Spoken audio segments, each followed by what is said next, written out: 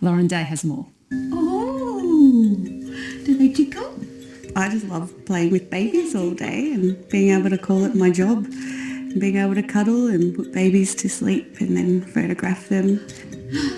Marie Roos is a baby photographer, and in just a few weeks she'll have a new model to work with. Yeah, very excited. Charlie, the older child, is really excited as well. He gives this one cuddles every day and little kisses. So it's very cute. It's her second pregnancy and the second time she plans to eat her own placenta. So this is the placenta safety transport kit. We actually stock these up at the hospital as well, but you're welcome to take one with you. If I was having a down day or feeling a little bit hormonal, I would take a couple of extra pills and it would be like a great pick-me-up, and I did. I was calling them my super pills, and I tried to make my husband have some.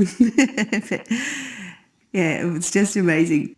There's been a boom in placenta encapsulation after a number of high-profile celebrity endorsements and DIY videos appearing online. It even inspired a stomach-churning reference on a popular parody cooking show. Today we're going to cook up my placenta into a delicious FODMAP-friendly lasagna. Yeah, because who doesn't love lasagna with its bechamel sauce and placenta? Exactly. 4 weeks after 731st meets with Marie, she goes into labour and heads to hospital. And about 5 hours after that, Cindy Hobbs gets the call that she's been waiting for. After picking up the placenta, Cindy quickly gets to work, preparing to turn it into tablets. So it all looks pretty healthy, no indication of infection. The placenta is then placed in a steamer with some Chinese herbs, and once steamed, it's sliced up, placed on trays, and the dehydration process begins. Cindy Hobbs first got into the industry about 4 years ago, after having her own placenta encapsulated. The birth of my first daughter, I had a really hard time adjusting in the first couple of weeks. Hormonally, I was just a mess. And I thought, even if placenta encapsulation turns out to be some sort of placebo effect, if it makes me feel better, then it's worth giving it a go. But it ended up being that it was just much more than that. It exceeded all my expectations. But the pills also made her sick. Although I got the great benefits from it of high energy levels, increased milk supply and hormonal levels balancing out and stuff, I did find after a day or two on the pills I was feeling quite nauseous, quite possibly experienced the side effects of food poisoning. That inspired Cindy to undergo training to be able to offer the service safely herself. While she now has a range of food handling and safety qualifications, the same can't be said for every operator. The industry is completely unregulated, and there are fears it could be unsafe. If it's not prepared appropriately, then there is the potential for some quite serious infections. And there's also potential for other toxic substances.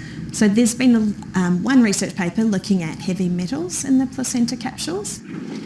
Last year, the Centre for Disease Control and Prevention in the United States issued a warning to parents after a newborn baby contracted a deadly blood infection linked to its mother taking placenta capsules. And Bryony McNeil says there's very little research about either the potential dangers or benefits of the practice. Most of the proposed benefits come from anecdotal reports from women who have consumed their placenta.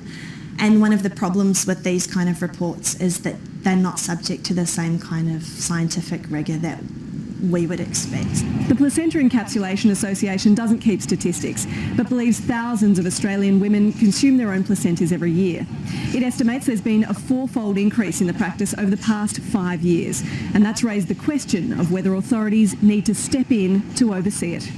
It is a biological hazard, preparing placenta.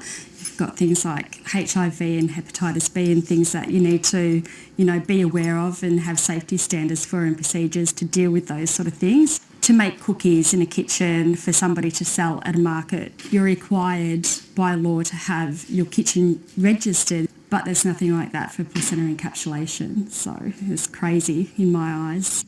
Back at Cindy's house, the dehydration process is complete and the dried placenta is pulverised and put into capsules, ready to be delivered to new mum Marie. Congratulations. Thank you very much. Marie Roos will continue to consume the capsules over the next few months.